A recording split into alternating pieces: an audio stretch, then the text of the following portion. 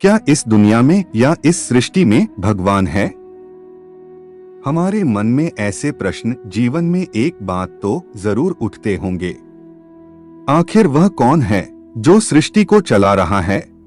क्या वह कोई एक वैज्ञानिक है या कोई ऐसी शक्ति जिसका प्रयोग करके हमें अपने माया जाल में फंसाकर वह आनंद लेता है?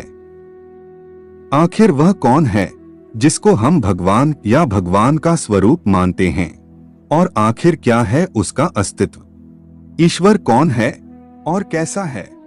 इसका स्पष्ट उत्तर हमें वेदों में मिलता है। आज की इस प्रस्तुति में हम वेदों में बताए गए उस परम शक्तिशाली परमेश्वर के बारे में बताएंगे। इस प्रस्तुति को देखने के बाद आपको फिर किसी को भी नहीं पूछना पड़ेगा कि परमेश्वर कौन है और कैसा है, तो इस प्रस्तुति को अंत तक जरूर देखना।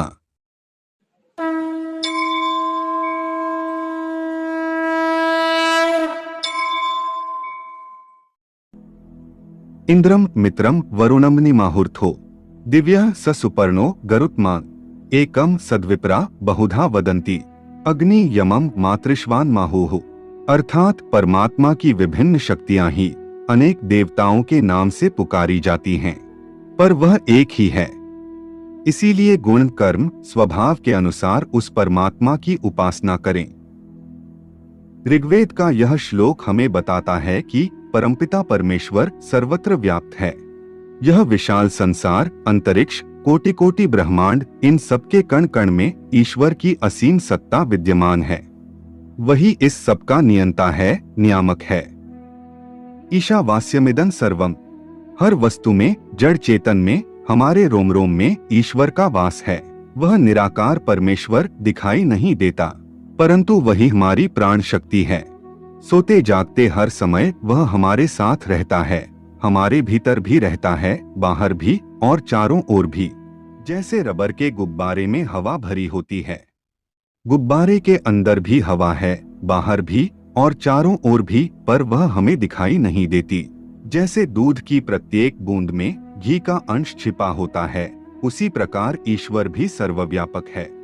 संसार के कोने कोने में, सभी जीव जंतुओं में, पशु पक्षियों में, सभी प्राणियों के रोम रोम में उस परमेश्वर की सत्ता विद्यमान है। उसके लिए जात पांत का, पूरब पश्चिम या उत्तर दक्षिण का कोई झगड़ा नहीं है। सभी उसके लिए एक समान हैं। इस सर्वव्यापक परमेश्वर की अनेकानेक शक्तियां हैं, जिन्हें संसार के विभिन्न मतों में आस्था रखने वाले भिन्न भिन्न नामों से पुकारते हैं। सब मनुष्यों का परमपिता परमेश्वर एक ही है। वही इंद्र, मित्र, वरुण, अग्नि, यम सब कुछ है। चाहे उसे राम कहो या कृष्ण, दुर्गा कहो या काली, शिव शंकर कहो या अल्लाह या गौर। नाम का नहीं, ईश्वर के गुणों का महत्व है। उन गुणों को अपने जीवन में उतारने, उनके अनुसार आचरण करने और जीवन में व्यवहार करने को ही परमात्मा की उपासना करना कहते हैं। इस प्रकार उपासना करने से, बारंबार के अभ्यास से वे गुण मनुष्य के स्वभाव का अंग बन जाते हैं और वह उत्तरोत्तर श्रेष्ठता को प्राप्त करते हुए देवत्व की ओर अग्रसर होता है। परमात्मा के अलग अलग नामों को लेकर झगड़ा करना सबसे बड़ी मूर्खता है। एकं सद्विप्रा बहुधा वदन्ति, एक ही परमेश्वर को विद्वान लोग भिन्न भिन्न नामों से पुकारते हैं। उसका कोई भी नाम लें, पर उसके गुणों को अपने कर्म व स्वभाव का अभिन्न अंग बनाने हेतु सतत प्रयास करते रहें। आजकल अधिकांश लोग ईश्वर के गुणों का न तो चिंतन करते हैं और न उन्हें अपने आचरण में उतारने का प्रयास करते हैं, लेकिन उसके नाम पर इस प्रकार लड़ने मरने को तैयार रहते हैं मानो उस पर उनका ही एकाधिकार है। वे समझते हैं कि केवल मंदिर के भीतर ही उसकी सत्ता है, बाहर चाहे जो भी पाप कर्म करो, भगवान देखता ही नहीं। उसके सर्वव्यापक रूप को तो जैसे भुला ही दिया गया है। वह अनेकानेक रूपों में सर्वत्र विद्यमान है, हर समय हमारे साथ है।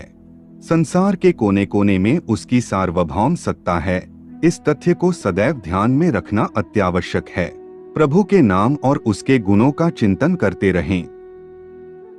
वेनस्तत्पश्यन्निहितं गुहा सद्यत्र विश्वं भवत्येक नीडम तस्मिन्निध संच विचैति सर्वथं। सोतः प्रोतश्च विभुः प्रजासु।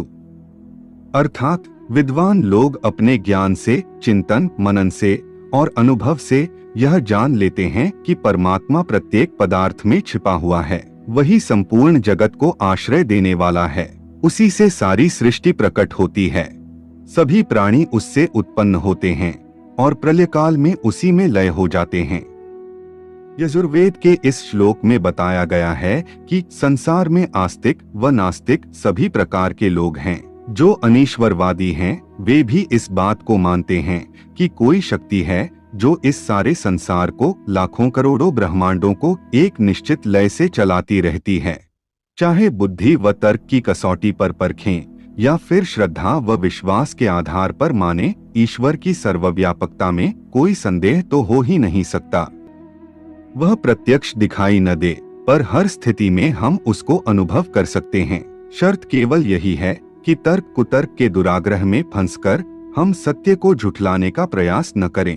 परमात्मा सारे ब्रह्मांड में व्याप्त है। यह सारा विश्व उसी का रूप है। पुरुष एवेद क्षण सर्वम। इस प्रकार भगवान की हर जगह उपस्थिति को स्वीकार कर लेने से मनुष्य के आत्मबल में वृद्धि होती है। हर समय एक शक्तिशाली, समर्थ मित्र व सहायक के सानिध्य में रहने से प्रतिभा, क्षमता व पौरुष का जागरण होता है और सत्कर्मों में मन की प्रवृत्ति बढ़ती है। ईश्वरीय सत्ता के दिव्य प्रकाश से अभिभूत होकर मनुष्य स्वतः ही पाप कर्मों से बचा रहता है। उसे यह भान रहता है कि वह परमात्मा की दृष्टि से उझल नहीं है और उसके हर अच्छे बुरे कर्म का फल उसे अवश्य मिलेगा। इस प्रकार जहाँ एक ओर मनुष्य सत्कर्मों में प्रवृत्त होता है, वहीं दुष्प्रवृत्तियों से बचा भी रहता है और देवता बनने के मार्ग पर आगे बढ़ता जाता है। संसार में हर वस्तु किसी न किसी आधार पर टिकी है। यदि आधार छोटा और कमजोर होगा तो उस वस्तु की स्थिति डामाडोल और अस्थिर रहेगी, और यदि आधार सबल और ठोस होगा तो वह वस्तु टिकाऊ और स्थिर रहेगी। सर्वव्यापी परमेश्वर को अपना आधार बना लेने वाला सदैव निश्चिंत रहता है। माया, मोह, लोभ, अहंकार आदि के झंझावात भी उसे डिगा नहीं पाते। उसे सदैव अपने हृदय में ईश्वर के दर्शन होते रहते हैं।